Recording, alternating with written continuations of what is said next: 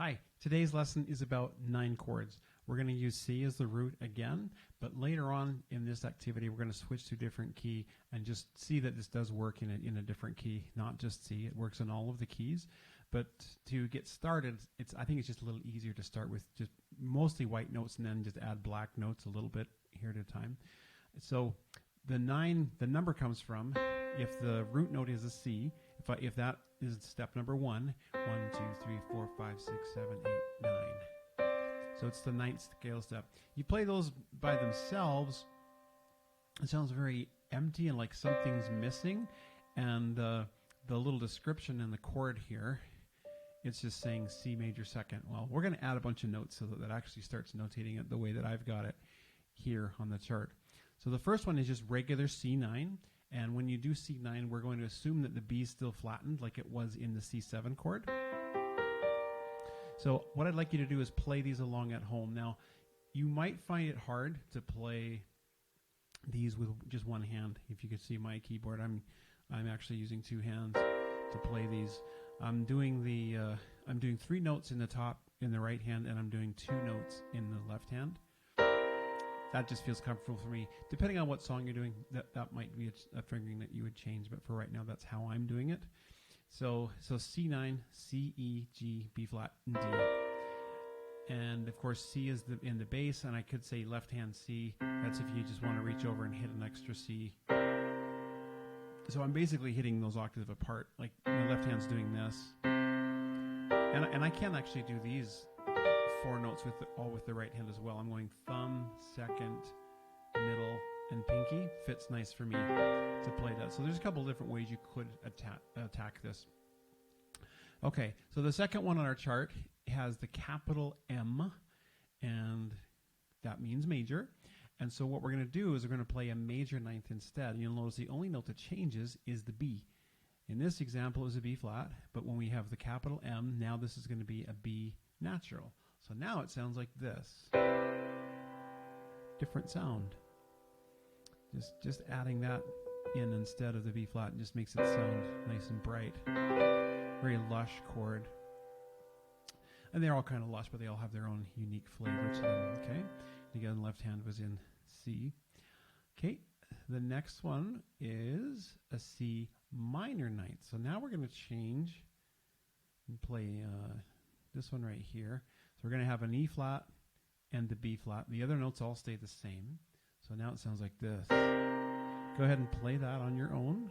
You might find it tricky, but I'm doing octave apart in the left hand, thumb, second, middle, and pinky again. That's how I'm playing the C minor 9th. Okay. And of course, there's a really weird sounding one, which is the one below it. This is the C minor major 9th. Okay, this capital M is going to refer to what happens to the B. This lowercase m is telling me what's happening to the C triad. So we're going to have a C triad like that, and then add these on top. I'm going to play everything together though, like this. That sounds neat. That sounds kind of menacing. This is the ending chord for the James Bond theme song. In case you've heard that and thought, that's got a really neat sound. How'd they do that? Well, there's the notes that they played. It was just a minor major 9 chord. And you have to say it in that order. It has to be minor first. Of course, I said it wrong just because.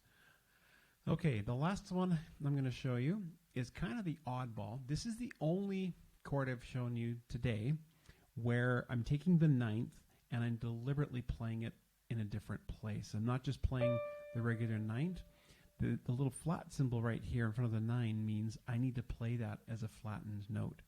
So instead of D natural, I have to play it this way, D flat. The other ones are going to feel like the C7 chord. It's got a really stark, wow, totally different sound, doesn't it? Okay. Now, what's kind of neat about this, it doesn't always resolve the same way, but it's quite often that 9 and 7 chords will want to resolve to another 9 or 7 chord. So one example of where we could go after playing the C7 flat 9 is we could go to an F. We're going to leave that C alone. This one's going to come up to here. I'm going to leave that one there. Play an A natural and a C. That's a nice resolution from this. Lots of dissonance and strange stuff happening to our ears, and then we resolve there. I can resolve to another minor if I want. There's that. That's kind of a neat sound. So remember, chords are really fun to learn, but almost as fun as the chord itself is learning where does it go next? Where is it pushing you to go?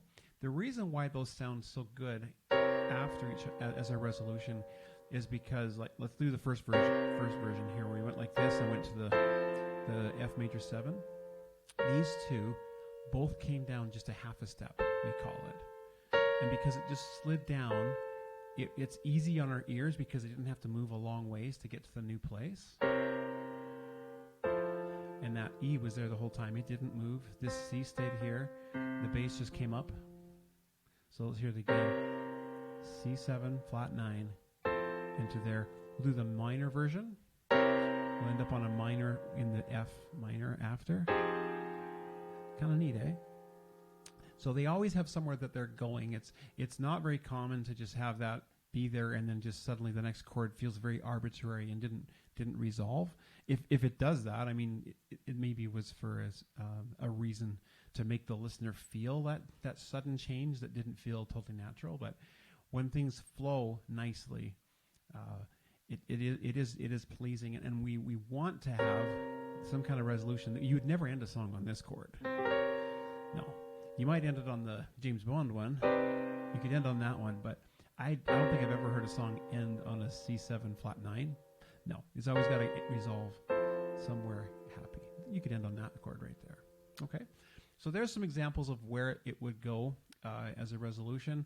I could show you some other examples of the other C chords, but I wanted to do something else. And to keep this video from getting too long, I'm going to jump to another handout sheet, and I'm going to show you the 3 chords that are involved in a Bruno Mars song called Finesse. And we're only going to play 3 chords. And you're going to think, really? There's only 3 chords? Yes. There's a lot of rhythmic stuff that changes. The bass line's getting, creative, and it's not the same throughout. It's different in the verse than it is in the chorus, than it is in the intro. The left hand's doing something different. But the right hand is pretty much playing these same 3 chords over again. And there's some neat studio effects happening with the notes that are being held. They've kind of processed it so that sound kind of dips in and out and creates a rhythmic thing instead of manually playing it. Okay, now I got ahead of myself. I'm sorry. Let's go back and show you these chords one at a time. So first thing I need to do is just change the key to A flat, just so we don't have so many accentals drawn in there. So the first chord we're going to play is a D flat major 7, and I'm going to play it in an inversion. That means that the root note, the A flat, that's not a D flat. It's going to be that, and then I'm going to play this note in the left hand. These 3 I'm going to play in the right. So it's thumb, pointer finger, and pinky. So there's our D major 7. And then the next chord is the one we just learned, except we're going to do this C7 flat 9 inverted right here. Okay. Now get your hands around that. That's tricky. So let me talk you through that. Let's go back to this one and talk you through where I'm putting my fingers again. So thumb, pointer, pinky. And I only use 3, but on this one I have to use 4 fingers on the right hand. So I'm going to go thumb, pointer, middle, and pinky. On the G, B flat, D flat, E natural. Okay, so let's practice going back and forth between those 2 because this is a little tricky. D flat major 7, C7 flat 9. Go back and forth between those a couple of times. Just follow along at home. See if you can follow. If you forget where I put my fingers, just rewind the video and tell you where they go. Okay. Okay, and then there's only one other chord in this song, is a F minor chord of some sort. Oh, I forget which one. Let's scroll down here and show you. Okay, so it's going to be an F minor 9th, and the root position for F minor 9th would be F, A flat, C, E flat, G. but I want to invert it so it's easier to get to if you follow me. I'd rather play it like this. I'm going to use the thumb on the right hand on a G. So thumb there, pointer there, middle on C, pinky on E flat. Doesn't sound like anything until I add the F in the bass. Pretty cool, eh? So F in the bass, thumb, second, middle, pinky. So let's go between those two notes. Between those two chords again. So C7 flat 9, then to the F minor 9. Go back and forth between those two. Okay. So now let's go to the beginning of this song, and I think hopefully you've seen this well enough. I'm going to shrink it to 50 so we can see all of them at once. Hopefully you can see that okay. So the D flat, major 7 first, then the C7 flat 9, then the F minor 9. Beginning again, D flat major 7, C7 flat 9, F minor 9. Now, just follow this a couple more times, and we're going to add some rhythm to it. We're playing it on piano, not with synthesizers, so we're going to have to manually add these rhythms. Okay, so let's do the rhythms right now. Before I start playing, do, do, do, do, do, do, do, do. I want you to hit it like that. Do, do, do, do. I'm going to hit those chords. Do, do, do, do. Every rhythm you're hearing is going to be a chord. Do, do, do, do.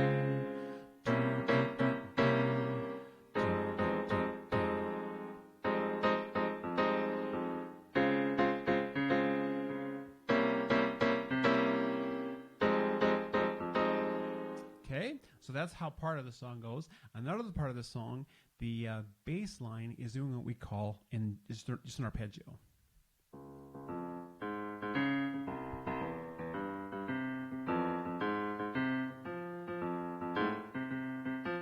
Pretty close to how it goes.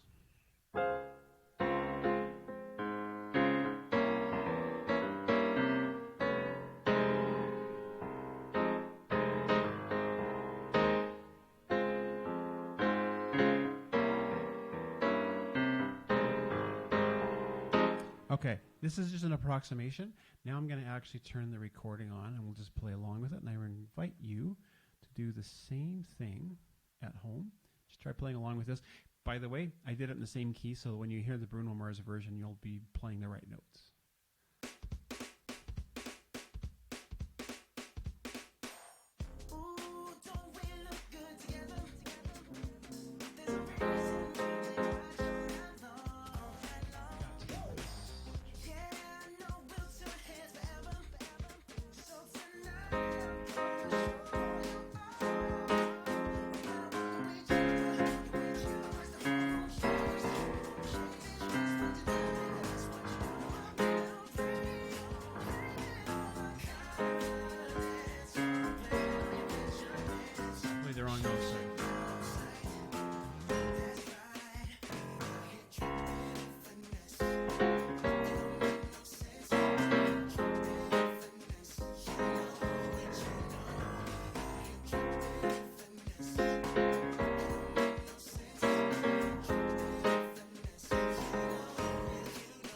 Obviously, that would sound better if you had a drummer.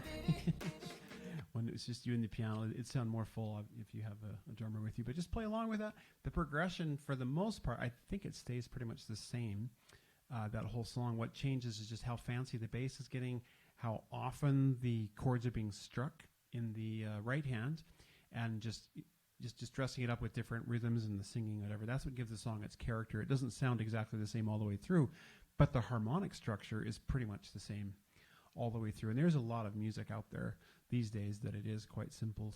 2, 3, 4 chords sometimes is all you get.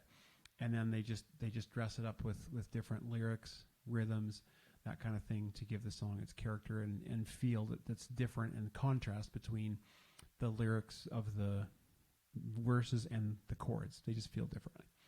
Okay, so there's a great example of how you resolve the C7 flat 9 Remember how I was talking about earlier in the lesson? This song actually did resolve right to where I said it would go, and it just went to another 9 chord.